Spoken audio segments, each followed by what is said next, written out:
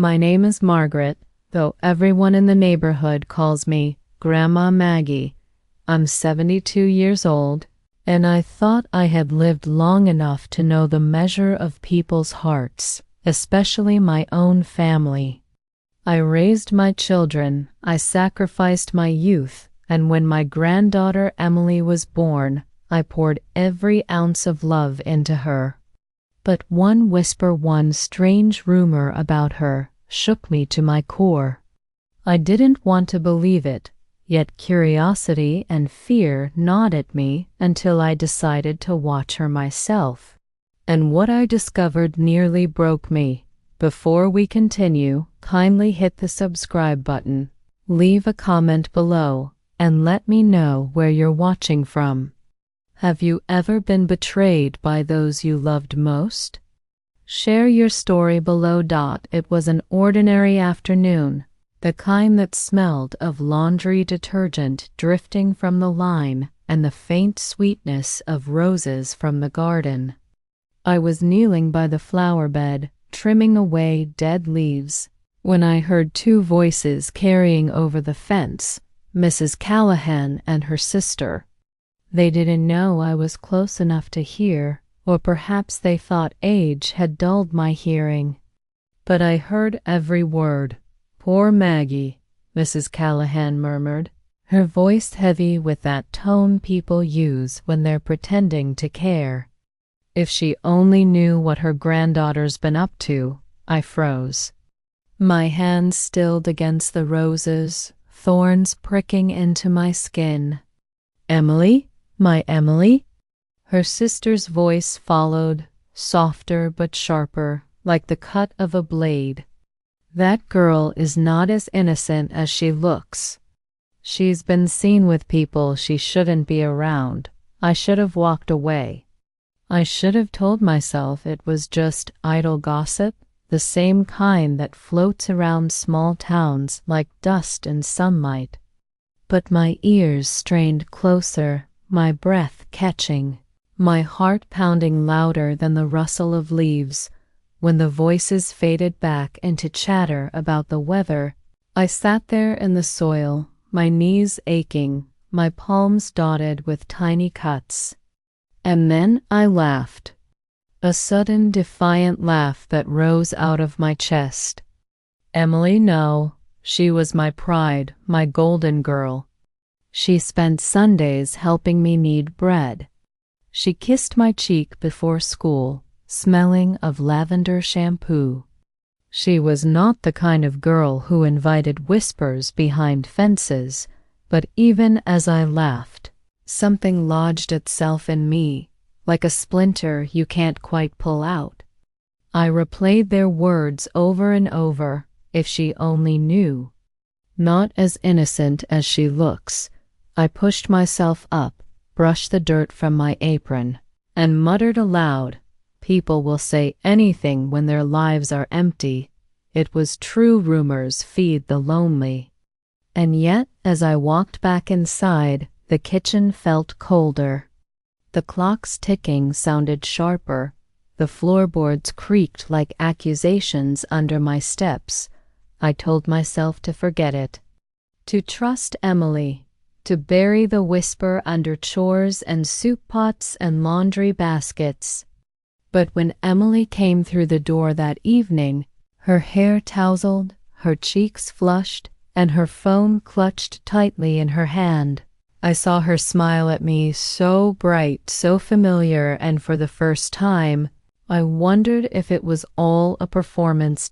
My heart sank at the thought, heavy as stones in a well. I wanted to shake it off, to hold her close and remind myself of the years of trust between us. But the seed had been planted, deep and quiet, and as I kissed her cheek that night, I couldn't help but whisper inside my own heart, could my Emily really be hiding something from me? That night, long after Emily had gone to bed, I sat alone in my armchair, the old lamp casting its amber glow across the room. The whisper from the garden still clung to me like smoke, refusing to drift away.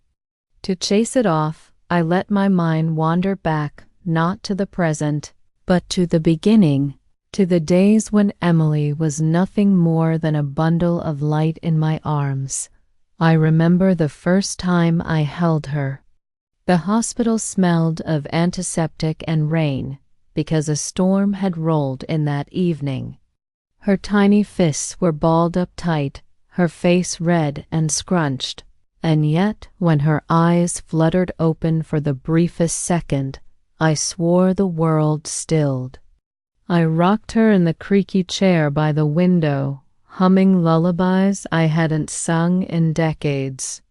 And as the thunder rumbled outside, I whispered into her tiny ear, "You are safe with me." Always safe. Those words became a promise I lived by. When my daughter struggled, too young, too unsteady to raise a child alone, I became both anchor and sail. I walked Emily to school every morning, holding her little hand in mine. She skipped beside me, her pigtails bouncing, her backpack nearly bigger than she was. Strangers would smile at her, and she would beam back, as if the whole world deserved her sunshine. She had this laugh, high and bubbling like the sound of water rushing over stones. It filled every corner of my weary heart. Even on nights when I came home exhausted from cleaning houses or stitching hems to make ends meet, that laugh would erase the aches in my bones. Baking days were her favorite. She would stand on a stool beside me, flour smudged on her cheeks, stirring with far too much enthusiasm. Chocolate chip cookies, that was her weakness. I can still smell the vanilla and butter melting in the oven, the way she'd press her nose against the warm glass, impatient for the tray to come out. I always saved the biggest cookie for her, though she'd pretend to share it with me. Pretend, because the crumbs on her lips always gave her away. Neighbors called her the sunshine of the family, and they were right. She was the light that softened every shadow in my life. Every sacrifice I made, the missed meals, the extra shifts, the worn shoes I wore so she could have new ones, felt worth it when I saw her thrive. So now, as I sit here with that rumor echoing in my head, I almost feel foolish. How could I let a passing whisper stain the image of the girl I raised? The girl who once cried because she thought she heard a butterfly. No, my Emily would never betray me. It began so quietly, like the faint shift of wind before a storm. Little things I told myself not to notice, but my heart recorded every detail anyway. Emily used to come home and fill the kitchen with her chatter stories about her classmates, the teacher who sang off-key, or the friend who brought a frog in her backpack. But lately, silence walked in with her. She'd drop her bag in the hallway, head straight to her room, and close the door with a softness that felt deliberate, like she didn't want me to hear the click of the lock. At first, I brushed it off. Teenagers need space, I reminded myself. Privacy is part of growing up. But it wasn't just the door. It was the way her laughter no longer spilled freely into the house. It was the muffled hum of her voice behind the wall, hushed phone calls that ended the moment I came too close. Sometimes I'd hear the faint scrape of her desk chair, the hurried shuffle of papers, as if she were hiding evidence I wasn't meant to see. "Who were you talking to, sweetheart?"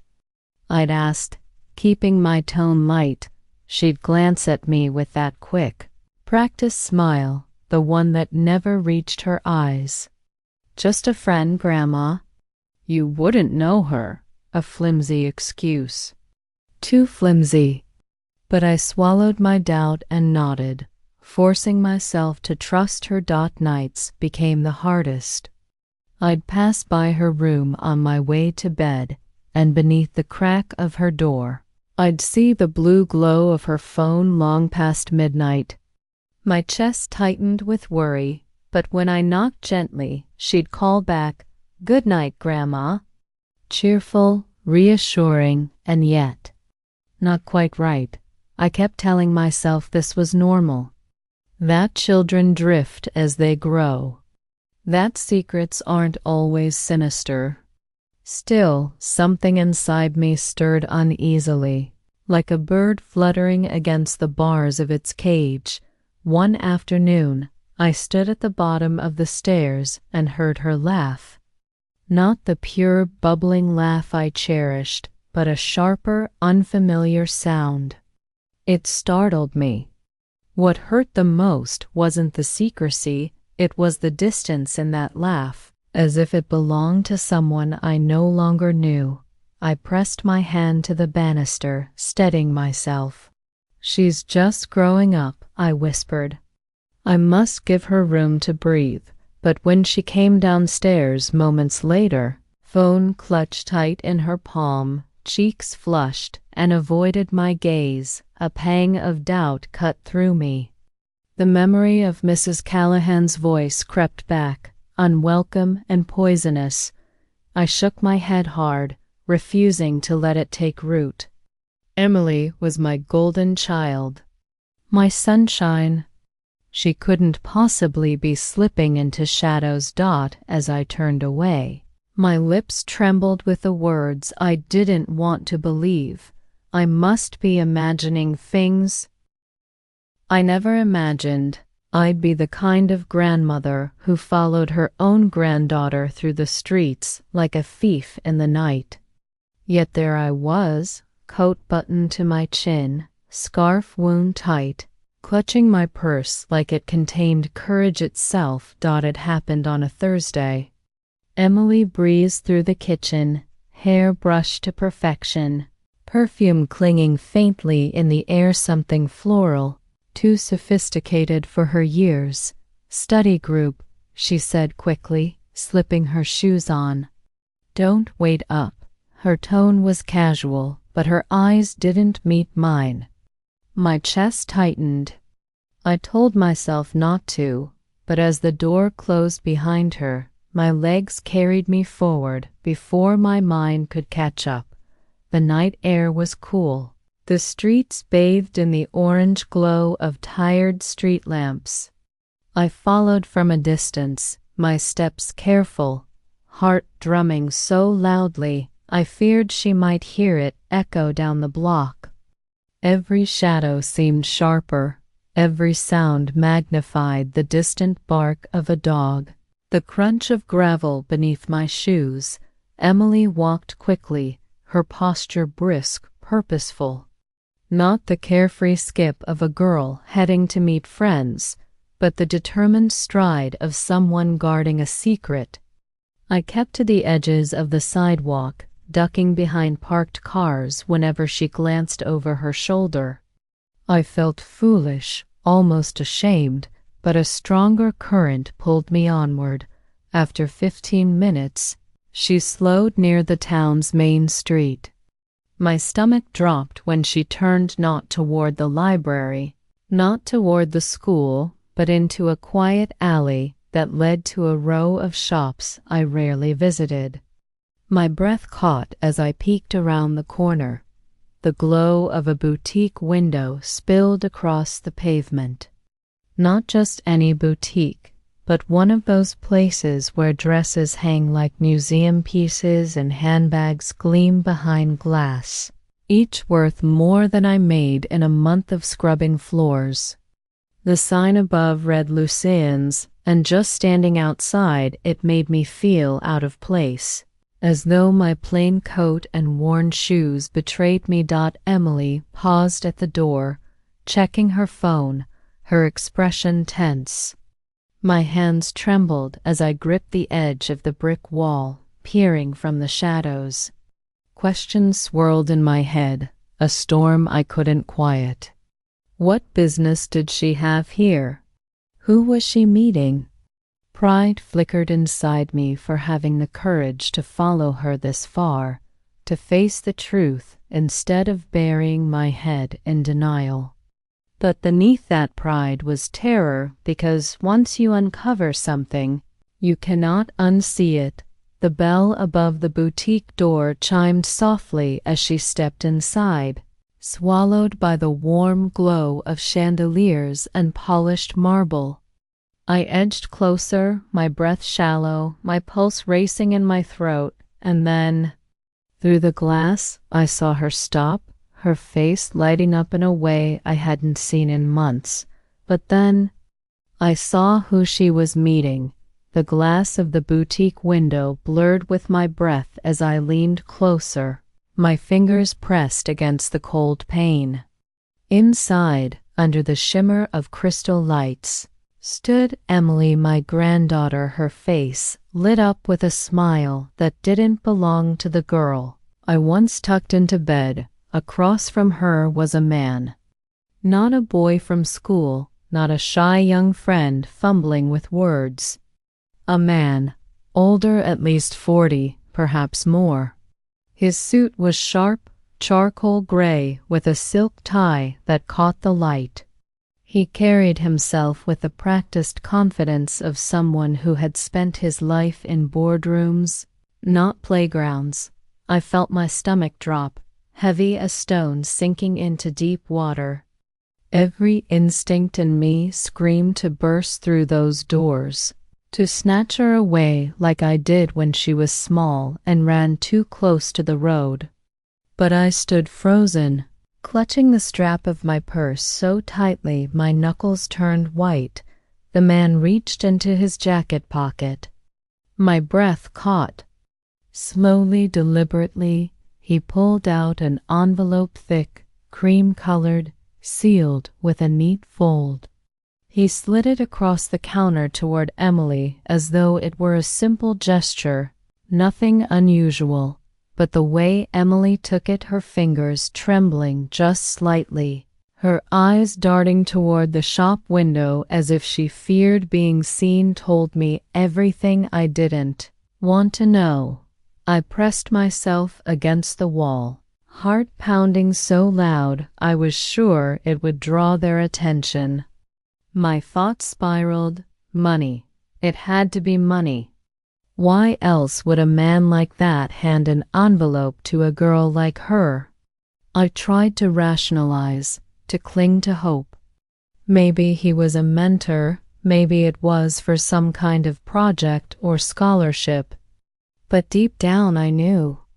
I knew in the way her body leaned toward his, in the way his hand brushed her shoulder with casual familiarity. Tears stung my eyes, hot and unbidden. Images flashed in my mind. Emily at 5 years old, running into my arms with a drawing clutched in her fist. Emily at 12, crying into my lap after her first heartbreak. Emily, always my sunshine, always my reason to keep going when the world turned dark. And now, this. I wanted to step inside, to demand answers, to protect her. But another part of me, the part rooted in fear, whispered, "Not yet. Watch. Learn. Don't act until you're certain." So I stood there, paralyzed, as the man's lips curved into a smile that made my skin crawl. And Emily tucked the envelope into her bag as though it were the most natural thing in the world. A single thought tore through me, sharp and merciless. This wasn't the girl I raised, or was it? I walked home that night with legs that felt like they belonged to someone else, wooden, unsteady, carrying me forward while my mind lagged behind. The quiet streets were a blur, streetlights glowing like hazy moons above me. Each step echoed too loudly, as though the world itself knew the weight of what I had just seen. Inside the house, the familiar comfort of home felt strange, foreign. The kitchen clock ticked with an urgency that grated on my nerves. I poured myself tea, though my hands trembled so badly that the cup clattered against the saucer. The steam rose, carrying the faint scent of chamomile, but it did nothing to soothe me.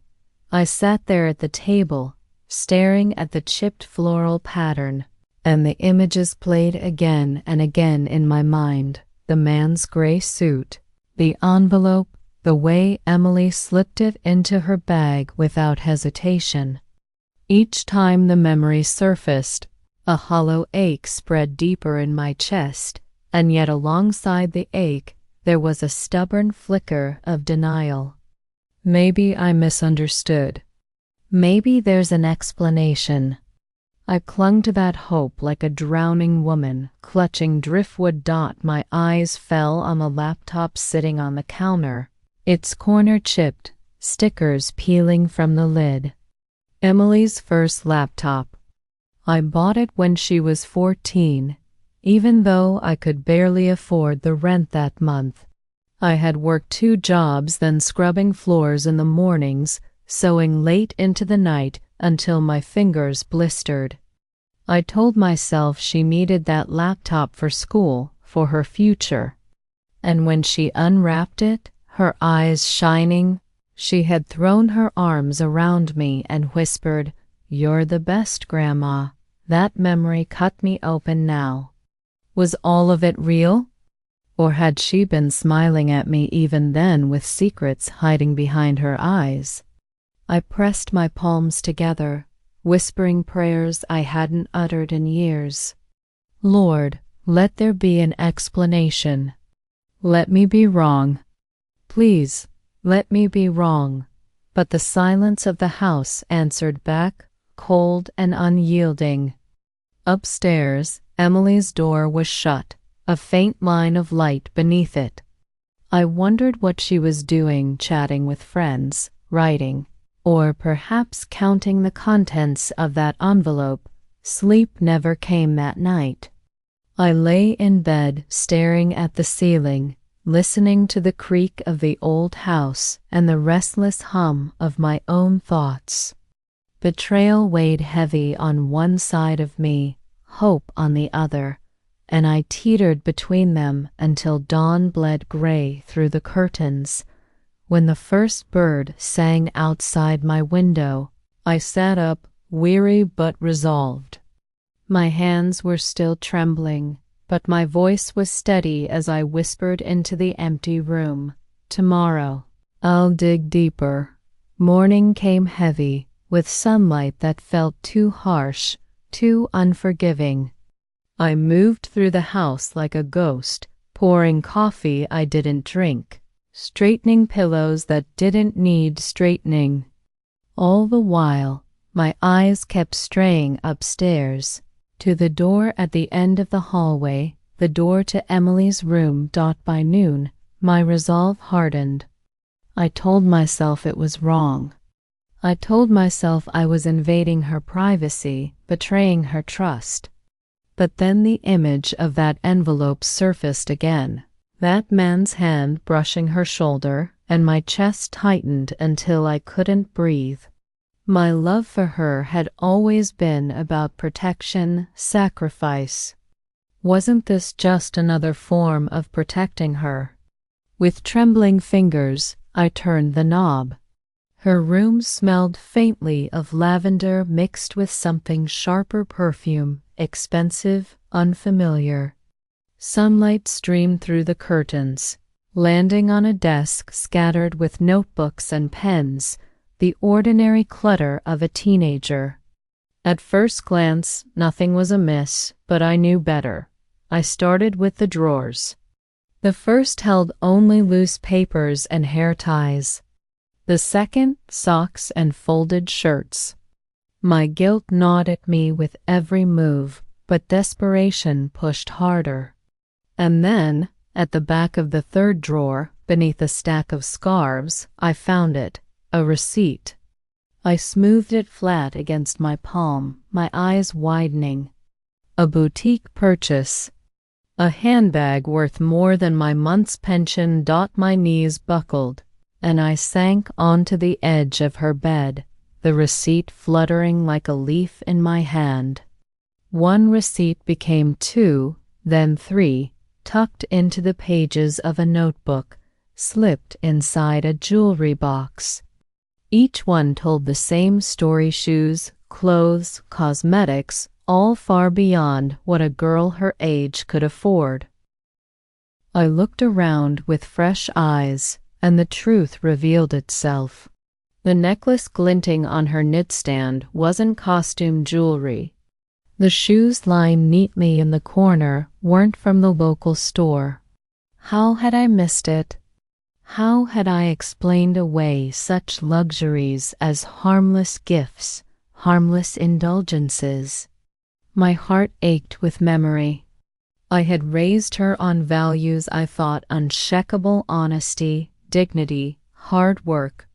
I'd taught her that nothing worth having came without sacrifice. I still remember her little hands kneading dough beside me, her voice asking, "Why do we have to work so hard, Grandma?" And my answer, because the things we work for are the things we treasure most. Yet here I sat, surrounded by proof that she had chosen a different path. Tears blurred the words on the receipts, and I pressed them to my chest as though holding them closer might change what they meant. Guilt tore at me for snooping, but a heavier grief whispered. I was losing her. My voice cracked as the words escaped into the silence of her room. "My sweet girl, what have you done?" The receipts lay hidden back in the drawer, but the weight of them clung to me like a stone strapped to my chest. I carried it into the kitchen, into the living room, even into the quiet of the garden where the roses bloomed defiantly against the September chill. And as I stood there, pruning shears loose in my hand, the past rose up around me like ghosts refusing to stay buried. I thought of Emily's mother, my daughter, Annie. She was only 17 when she first brought home the man she swore was the love of her life. I remember him clearly, a smile too slick, eyes that darted when you asked him anything real. I knew then he wasn't the kind of man to build a future with, but Anna wouldn't listen. Love made her reckless. Love made her blind. The nights she cried into her pillow still echo in my memory. Nights when he didn't come home, nights when she discovered lies scrawled in lipstick across his collar. I tried to hold her through it, tried to warn her, but warnings fall flat on ears that only want the sound of promises. Then came Emily, bright, perfect, innocent. My daughter's greatest mistake became my greatest blessing. But raising her came with its own sacrifices. Anna drifted in and out, always chasing after someone new, always reaching for men who promised the world and delivered nothing. I became the steady one, the rock. I worked, I cooked, I taught, I loved. Now, as I thought of Emily slipping into the same shadows, a chill ran through me. Was it possible that despite all my efforts, despite every bedtime story, every moral lesson, every reminder of dignity and worth, that the bloodline had spoken louder? That history was reaching its hand forward to claim her too? Generational curses, they say, they weave through families like threads, binding daughters to mothers, mothers to grandmothers. I had believed I could cut those threads with hard work, with honesty, with relentless love. But what if I had been wrong? I pressed a hand to my chest, feeling the beat of my weary heart. The fear of failure gnawed at me more than betrayal ever could. Failure meant that all those sleepless nights, all those sacrifices, all those whispered prayers had been for nothing. Tears blurred my vision until the roses dissolved into crimson smudges. I sank onto the garden bench, my body heavy with grief, my soul trembling with something sharper than sorrow resolve. I wiped my eyes, lifting my chin toward the sky, the clouds drifting like witnesses above me. And in a voice hoarse but certain, I made a vow to the wind, to the earth, to myself. I will not let history repeat itself. Resolve is a strange thing. It doesn't arrive in a blaze of fire. It creeps in quietly, like dawn slipping under the curtains. After my vow in the garden, I knew I couldn't sit idle any longer. If Emily was hiding something, if she was repeating the same dangerous path her mother once walked, then I had to see it clearly. With my own eyes so when she slipped out again the following week another vague excuse about studying late, I was ready.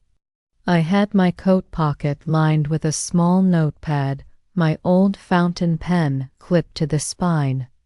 A silly thing, perhaps, but I needed to record the truth. Not whispers, not suspicions. Facts. I followed her at a careful distance, my shoes crunching against the autumn leaves.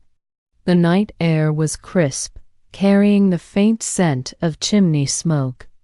Emily walked fast, her phone in hand, her posture tense but purposeful. She didn't turn toward school. She didn't head to a friend's. Instead, she retraced the same path as before, down toward the boutique-lined street, past the glowing cafe windows where couples laughed over cups of coffee. I stayed back, blending into shadows, my heart thudding in my chest like a drum. There he was, the man, waiting for her by the lamppost, coat draped across his arm, his shoes polished to a shine.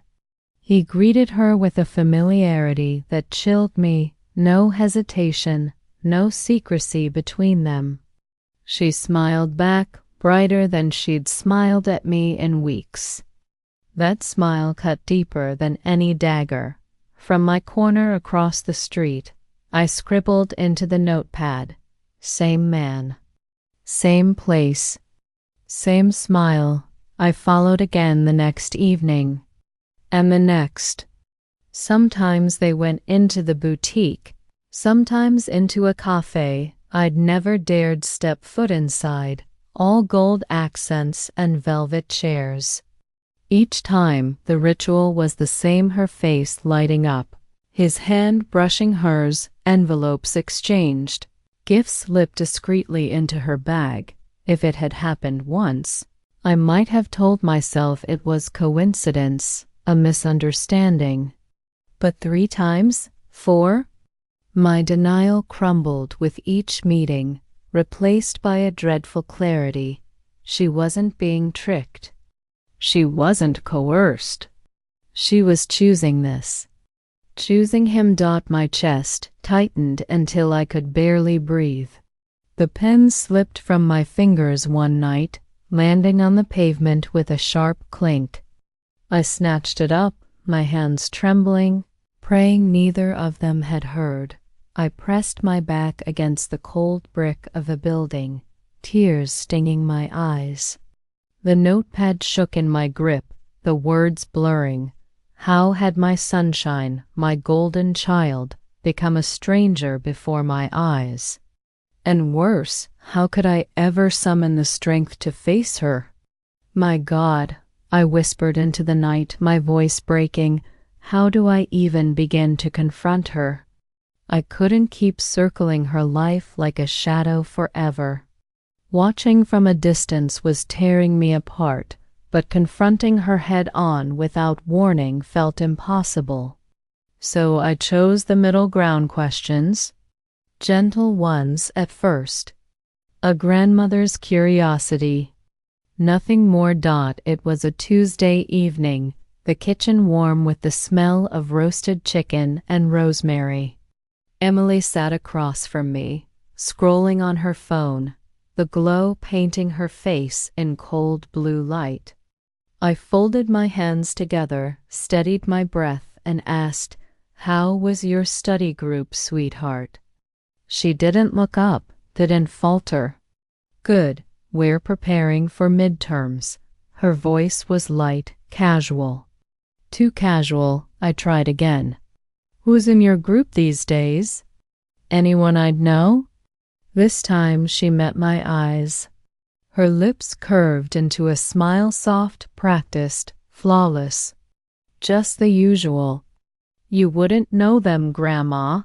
The lie slid from her tongue like honey, smooth and sweet, leaving no trace of guilt. But I felt it. Oh, I felt it in my bones. A grandmother knows when her child is lying. I forced a smile, nodding, even as my stomach twisted. "I see. Well, I'm glad you're keeping busy." For a moment, silence stretched between us. The clock ticked, the chicken sizzled faintly in the oven, and my heart pounded so loudly I feared she might hear it. Later that week, I tried again. "Emily," I asked gently as we folded laundry together, "where'd you get that lovely necklace?" "It looks new." Her fingers brushed the pendant instinctively, then she shrugged. "Oh, this? A friend gave it to me." For helping her with homework, her gaze didn't waver. She stared straight into me, her eyes steady, calm, unblinking. And for the first time, I felt the fracture. It wasn't just that she was lying, it was how easily she did it. How comfortably she cloaked herself in deceit while looking me dead in the eye. I bit down on my tongue to stop myself from crying out. This was my Emily, the girl who once confessed every small mistake, who once cried for hours when she broke a neighbor's vase. And now she was weaving lies with the skill of someone who had practiced. That night, lying in bed, I replayed her voice, her smile, her calmness. The denial I had clung to began to unravel thread by thread, until only the bare truth remained. She was no longer the child I thought I knew. I pressed my face into the pillow, the tears finally spilling free, and whispered into the darkness. The girl I loved like no other was slipping away from me. It happened on a Saturday afternoon, in the center of town where the streets always buzzed with life children chasing each other across the square, vendors selling flowers and roasted nuts, couples strolling with linked arms. I had gone to pick up thread from the fabric shop, a small errand, nothing more. But fate has a way of placing the truth before you when you least expect it. There she was, my Emily, standing in the sunlight, her hair shining like spun gold, her laughter carrying across the street. For a fleeting second, I saw her as she used to be, my sunshine. But then I noticed who she was with Dot the man. His hand rested casually on her shoulder, his posture proud, almost possessive. And in his other hand, an elegant box wrapped in silver paper, tied with a ribbon. He opened it with a flourish, revealing a necklace so dazzling that even the shop windows seemed dim beside it. Emily gasped, her face glowing with delight. She didn't hesitate. She didn't push it away. She leaned forward, let him clasp it around her neck. Her cheeks flushed with joy. Dot, my knees went weak. I ducked behind a stall of chrysanthemums, clutching the stems until petals snapped beneath my fingers. My chest burned with shame, not just for what I was witnessing, but for the fact that others were witnessing it too. I could hear the murmurs. Two women nearby, voices low but sharp. "Isn't that Maggie's granddaughter? Lord, what's she gotten herself into?" Another voice, a man's this time, muttering as he passed. A girl her age. With someone like him? Disgraceful. Their words sliced through me, leaving wounds deeper than I thought possible. I felt my face flush hot, my hands tremble. Every whisper became a dagger. It wasn't just Emily they were judging, it was me. Me, the grandmother who had raised her, who had sacrificed everything, who had believed so fiercely in her goodness. I wanted to disappear, to vanish into the cobblestones, to sink beneath the weight of their stares. Instead, I stood frozen, hidden behind a wall of flowers, as Emily kissed the man lightly on the cheek and laughed again, her new necklace catching the light like a crown. I thought of the values I'd tried to instill: honesty, dignity, hard work, all crumbling now, replaced by this hollow show of wealth and affection. And the cruelest part, it wasn't hidden in shadows anymore. It was on display for the whole town to see. For me to see. My heart thudded painfully, each beat a drum of betrayal. The shame curdled into something sharper, fiercer. I couldn't protect her by watching from the sidelines any longer. I couldn't keep burying the truth. Inside me, a scream rose, a raw, silent cry that shook me to my core. I cannot stay silent anymore. The silence between us had grown too heavy, too poisonous. After what I saw in town, the necklace glittering at her throat, the whispers that still clung to my ears, I knew I couldn't carry the burden any longer. That evening, when Emily returned home, cheeks still flushed from her outing, I was waiting for her in the kitchen. The light above the table flickered faintly, casting long shadows.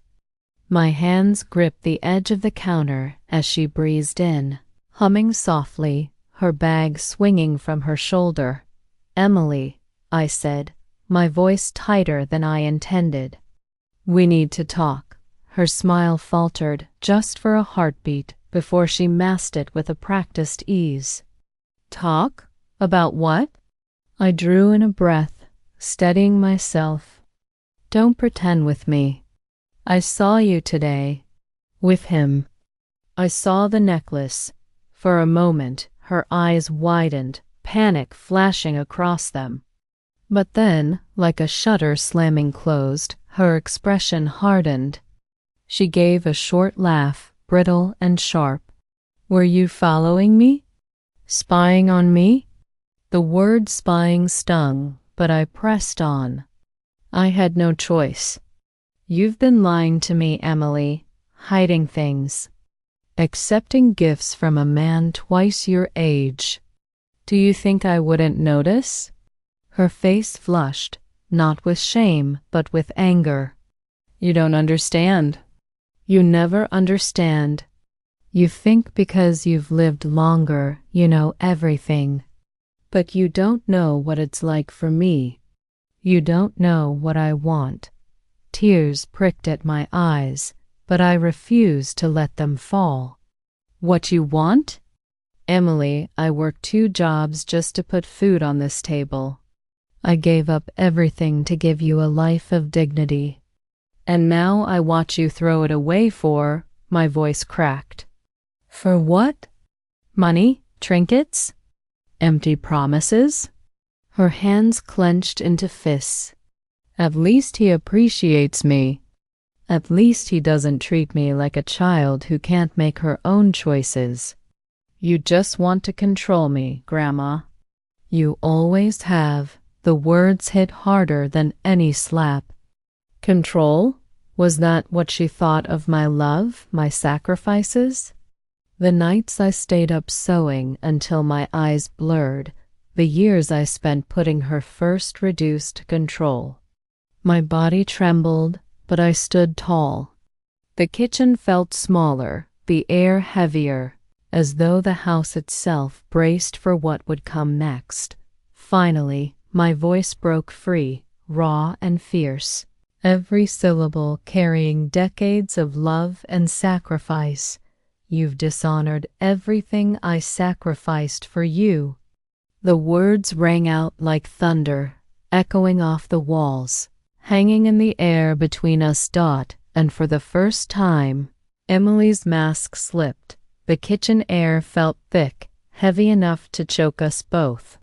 My words still echoed against the walls. You've dishonored everything I sacrificed for you.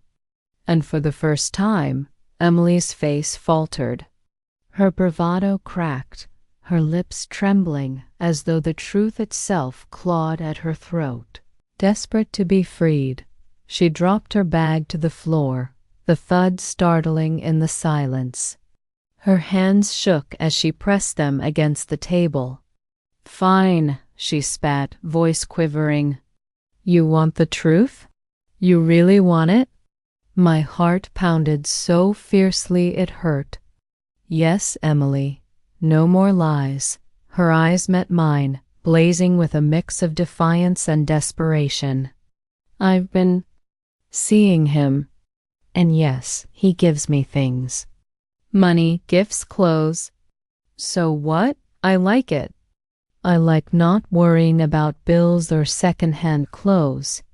I like the way people look at me when I walk into a room wearing something beautiful." Her confession fell like shards of glass, each word cutting deeper than the last. My breath caught in my chest. I wanted to deny it, to push it away as another lie. But there was no mistaking the raw honesty in her tone. I staggered back a step, gripping the chair for balance. My mind reeled memories crashing into one another. The nights I skipped meals so she could eat. The winters I wore the same coat, patches and all, so she could have new boots. The birthdays I spent sewing dresses late into the night, my fingers bleeding, because I wanted her to feel special. And now, standing before me, she spoke as though those sacrifices meant nothing compared to the glitter of necklaces and envelopes filled with cash. Tears slid down my cheeks, hot and unstoppable. "Emily," I whispered, my voice breaking, "do you hear yourself? You're selling your dignity for trinkets, for a man's attention." Her jaw clenched. For a moment, I thought I saw regret flicker in her eyes, but it vanished as quickly as it came, replaced by a cold determination. "Maybe dignity doesn't pay the bills, Grandma. Maybe dignity doesn't make you feel like you matter." The words hollowed me out, left me swaying on my feet.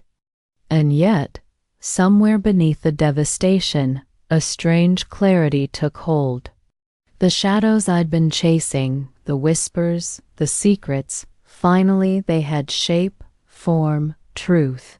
It was a truth that tore my world apart, but at least it was no longer hidden. The kitchen fell into silence. A silence so painful, so vast, it seemed to stretch between us like a canyon too wide to cross. At last, I pressed a trembling hand to my chest, my voice barely more than a breath. The words pulled straight from the depths of my breaking heart. "You've broken my heart, Emily." The days that followed her confession were heavy with silence. The house, once filled with warmth and chatter, now echoed only with the creak of floorboards and the sigh of the old clock. Emily and I orbited one another like strangers trapped in the same walls, careful, distant, waiting for the other to break the silence. It was me who finally did. One morning, I sat at the kitchen table, the receipts I'd collected laid out in front of me like evidence in a trial. My hands didn't tremble anymore. My voice, when I spoke, carried a calm I hadn't felt in weeks. "Emily," I called. She shuffled in, hair tousled, phone clutched tightly in her hand. She froze when she saw the papers on the table. Her eyes narrowed, defensive.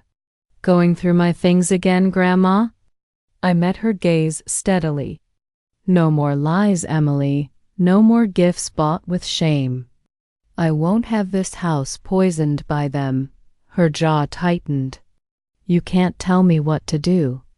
"I'm not a little girl anymore. You're right," I said softly, though my tone was firm. "You're not a little girl? Which means you're old enough to understand choices have consequences. And if you choose this path, then you cannot drag me down it with you." Her eyes flickered, uncertain. Anger flared again, but it was thinner this time, weaker. "You don't understand what it's like," she muttered. "Always struggling. Always being looked down on. For once I feel noticed." I reached across the table, my fingers brushing hers. "I noticed you, Emily, every single day of your life. I saw you when you took your first steps, when you cried over scraped knees, when you won your first award at school. I noticed you when no one else did. Don't throw that away for the shallow gaze of a man who doesn't care about your soul." Her lips quivered, and she jerked her hand away, pacing the kitchen. "It's not that simple." "It is," I said quietly. "You can keep lying, keep chasing what glitters. But not here. Not under my roof. Not while I still draw breath." The words landed heavy. For a moment, she stood frozen, tears brimming in her eyes, anger and sorrow warring across her face.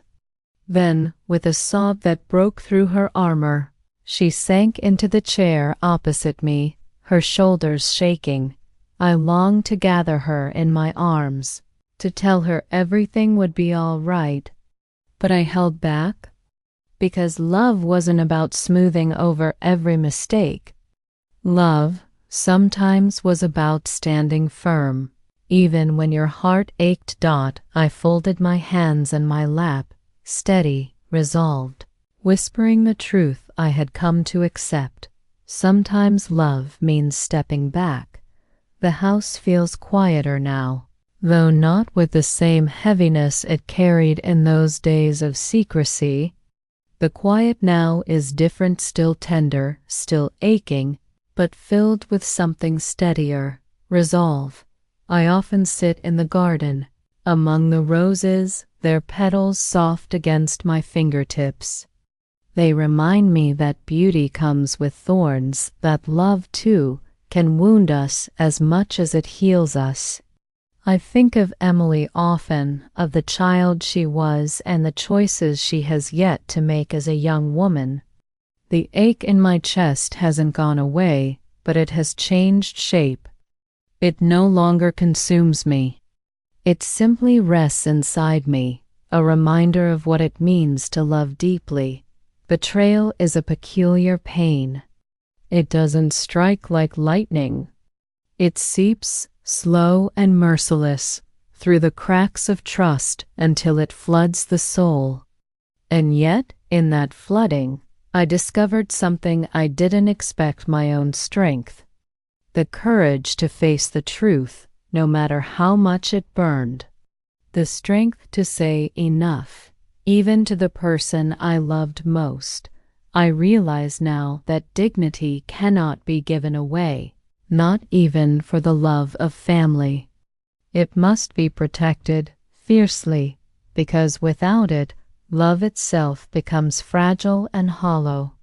I may have lost some of the innocence I once felt when I looked at Emily, but I did not lose myself. That matters. That must matter. And still, I hold on to hope. Because love does not vanish, even in betrayal. It waits, patient as the earth after winter, ready to welcome spring when it comes. Perhaps one day Emily will understand.